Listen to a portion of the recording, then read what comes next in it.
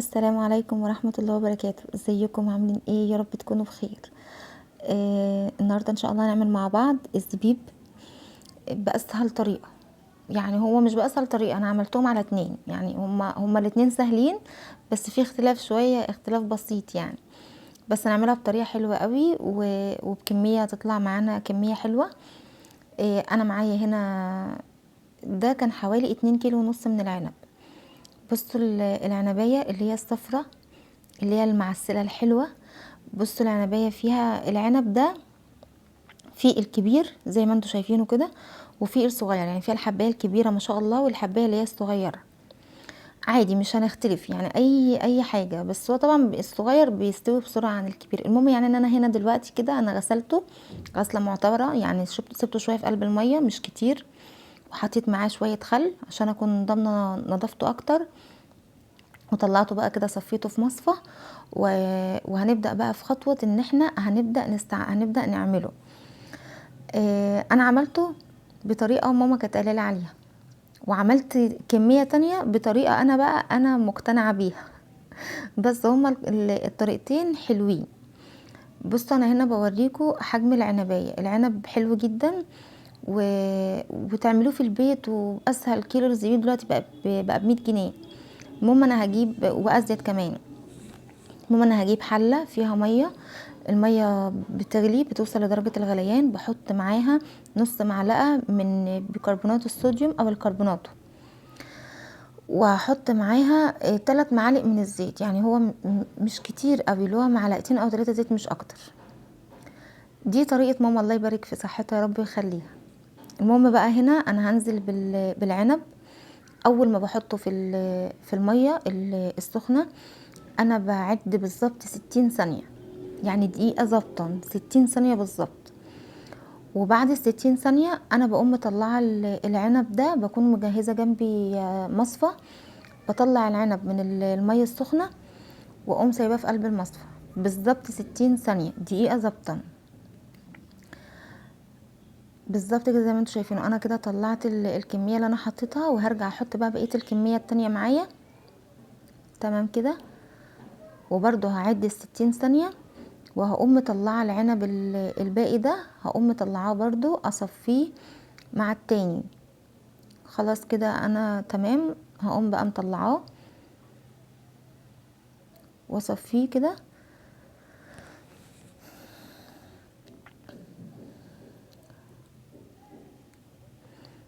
انا بقى هنا بحضر صينيه، او عندك لوح خشب، اي حاجه بتجيبي بقى، يعني طرحه كبيره او شال ابيض او اي حاجه، المهم ان هو يكون كبير لدرجه ان انت تفرديه من تحتيه وتغطيه كمان من فوق.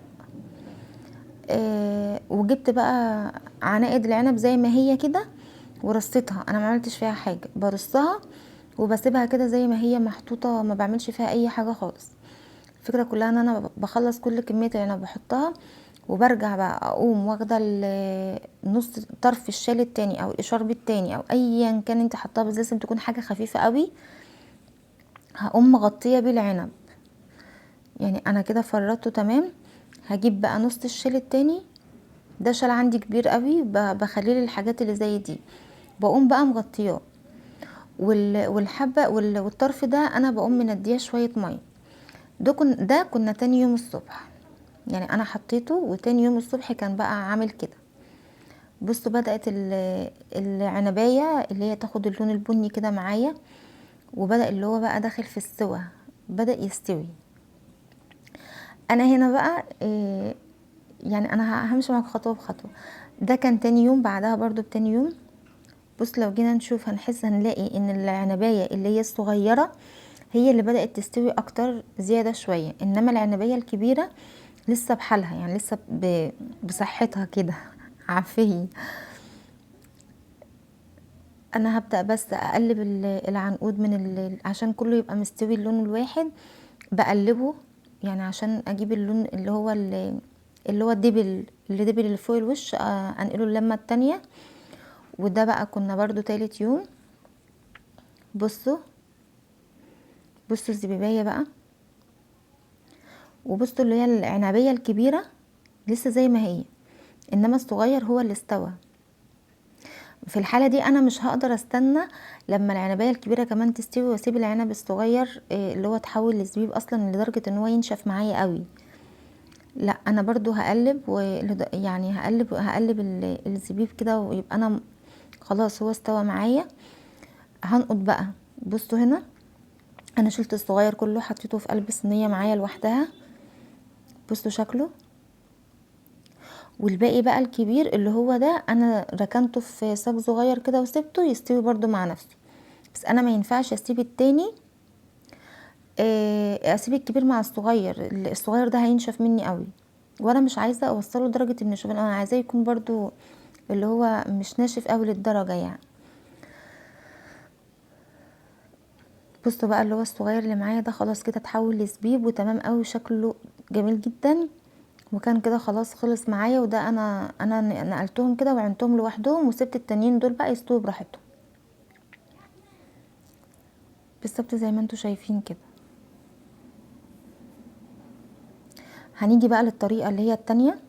انا كان عندي برضو بتاع 2 كيلو ونص عنب تانيين. انا كل اللي انا عملته ان انا سلقتهم في ميه فقط مع كربوناتو، مع الكربوناتو او بكربونات الصوديوم من نص معلقه. محطتش اي حاجه خالص مع الميه، ما حطيتش زيت، ما حطيتش اي حاجه. وجبت صاج كبير او صينيه كبيره وحطيت عليها ورق الزبده، ودهنت ورق الزبده بالفرشه كده زيت. انا بس بدهنها يعني اللي هو حاجات بسيطه جدا، بسيطه جدا جدا كمان. انا هنا بقى سلقت العنب معايا اهو وصفيته بنفس الطريقه التانية، بس باختلاف ان انا ما حطيتش الزيت في الميه. تمام. هبدا بقى افرط كل العنب من العنقود بتاعه، واشيل العنبه اللي هي ملهاش لازمه او اللي انا حاسه ان هي مستويه قوي او وحشه هركنها بقى على جنب. لان في بيكون من جوه العنب في بيبقى فيه عنبيه مستويه كده. انا ما وانا بفردها انا بشوف، واللي بلاقيه مش مظبوط معايا بشيله. بس المهم ان انا بفرط كل العنب من العنقود بتاعه، ودي الطريقه الاسهل والاحسن. يعني اولا بتستوي بسرعه، بيتحول لزبيب بسرعه.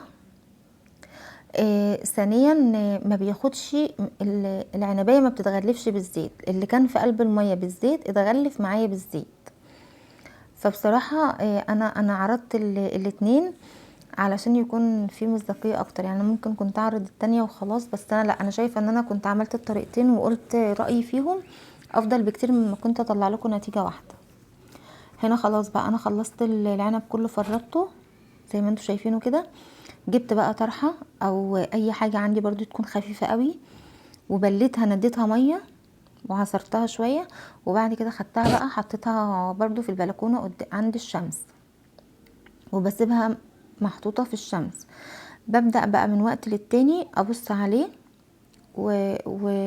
يعني واعمله ده. بصوا ده كان تاني يوم. بصوا بسرعه بقى تحول عامل ازاي عن ما كان في القطف بتاعه. هو في العنقود بتاعه في القطف بتاعه قعد شويه، يعني كنا تاني يوم كنا شايفين حبايه العنبه كانت بحالها بصحتها كده. هنا بقى هنا بقى كان بعدها انا خدت العنب وفردته وطلعت برضو اللي هو الصغير اللي هو يكون استوى، انا نقطته كده في جنب. وباقي العنب اللي انتوا شايفينه ده انا هسيبه هو لسه زي ما هو كده، هسيبه برضو لحد ما يستوي بس. وهنا كمان بقى خلاص انا طلعت بالنتيجه كلها وبالكميه كلها. الاضاءه هنا ظلمه طبعا الزبيب وهوريه لكم. بس بصوا طلع معايا كميه ما شاء الله اللهم بارك. ال2 كيلو ونص و2 كيلو ونص يعني كانوا 5 كيلو، طلعوا معايا بتاع كيلو من الزبيب. يعني انا وزنه دول كان كيلو الا 100 جرام، كيلو الا حاجه. يعني ما كانش اللي هو مش اللي هم قليل قوي، يعني كان كيلو. كمان احنا كان اللي بيلقط شويه كده كان بياخد منه شويات يعني، فهو كان وزنه بتاع كيلو بالظبط. فشوفوا انتوا لما تجيبوا ال5 كيلو عنب يعني بكام؟ ب50 جنيه، هتطلعوا منهم كيلو زبيب. لو انتوا رحتوا اشتريتيهم هتجيبوهم الكيلو ب100 جنيه او ب100 وي كمان. فلا بالنسبه لنا ده احسن. انت بتعملي الكميه اللي انت عايزاها وبتخزنيه، لا اما في برطمان يا اما في كيس نضيف جدا وتربطيه وتعينيه في قلب التلاجة، ما بيجرالوش اي حاجه. الطريقتين حلوين، بس الاولانيه بتغلف الزبيبه بالزيت. يعني الزبيبه بتكون واخده شويه زيت، يعني متغلفه بالزيت، وانا ما حبيتش ده بصراحه. انما الطريقه التانية اللي احنا بنحطها على ورقه زبده وبنحط العنبه وكده، دي ما بتتغلفش بزيت وعادي جدا وبتبقى مظبوطه. فالطريقه التانية كانت افضل واحسن بكتير. انما هي نفس السلقه، بس بدل ما بنحط الزيت في الميه بنحطه على ورق الزبده. هوريكم بقى لونه في الشمس، لان هنا الاضاءه كانت ظلماه. انا هنا حطيته في الشمس بصوا، وكمان دي ما كانتش الاضاءه ما كانتش عاليه قوي في الشمس قوي، كنا تقريبا داخلين على اخر النهار. بصوا الزبيبه لونها عامل ازاي، بجد ما تختلفش عن اي حاجه، وطعمها حلو، واحنا عاملينه بوفره. يا رب اكون فدتكم، واتمنى يا رب ان تشتركوا في القناه وتفعلوا زر الجرس. والسلام عليكم ورحمه الله وبركاته.